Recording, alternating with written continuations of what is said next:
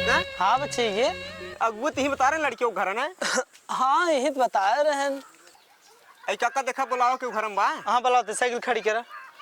अरे भाई ये क्यों बाटा हो? हाँ के या? अरे भाई तो कहाँ सुने तो घर की लड़की बियाह करे बा। हाँ भैया करे वो लड़कियों का हमारा ही है। अच्छा अच्छा आओ बैठे बैठे बैठे ना पानी ले आई। बैठे काका। हाँ बैठे। कहो काका, हाँ बच्चे ये घर तो बना चुना बा। हाँ घर नंबर 1 लागत है। ला भैया पहले पानी पिए तू से। अरे परेशान हो लागत हूँ। काका बेटा वो कहाँ बा? बेटा वो बा घर में सोवत है। ए बुलावा देख तक चल जाए। ए बेटवा चफनू हमें लागा सोवत रुपया लिए क्या बते है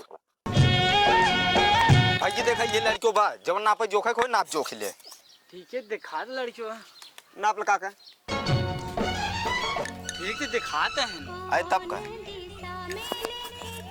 1 मुठा 2 मुठा 3 मुठा 4 मुठा 5 मुठा एकदम ठीक है एकदम 5 मुठा है। ठीक बना है? हाँ एकदम ठीक है। चल जा बेटा जा घर में तू।